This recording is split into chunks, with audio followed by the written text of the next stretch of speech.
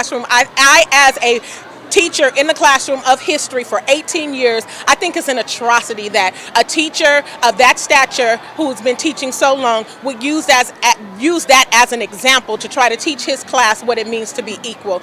If all black men were lynched, then they would all be equal. I think that is a farce, a fallacy, and I think it's a misjustice of using the educational system to his benefit and to shut down the thinking of students in the classroom, particularly students of color.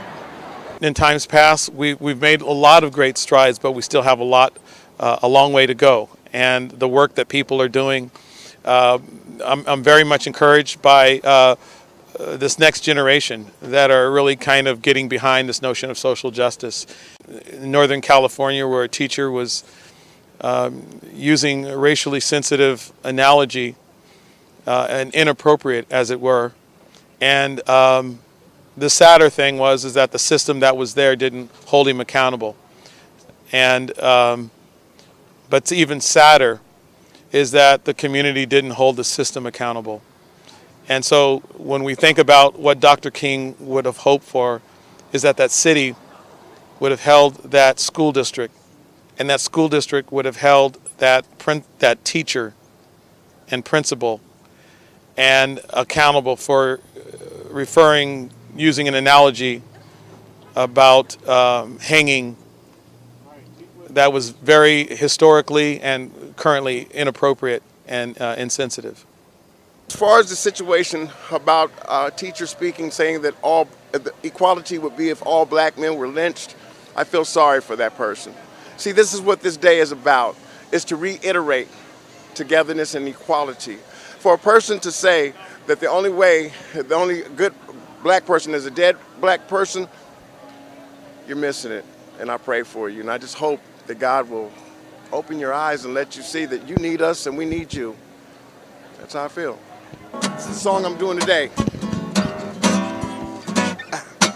200 years they tried their best to keep us down, but through blood and tears we finally reached the higher ground. Left up to them, they try their best to send us back, but they know they can't use chains, and so they shooting us in our back. Black man, black man,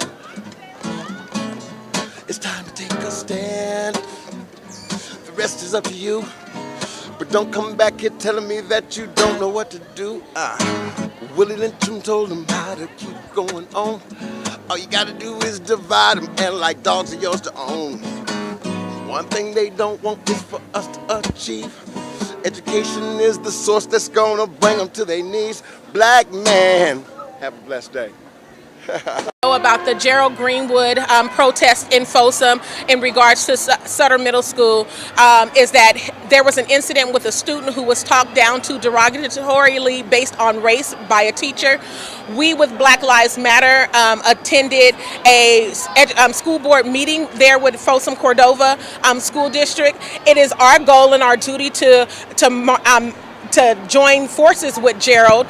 He can reach out to us at any time because we are definitely interested in pursuing and making sure that our kids don't have the internalization that racism offers. And so with that being said, we are willing, ready, and available to be of assistance as we have at city council meetings to put pressure on and challenge the systems that be.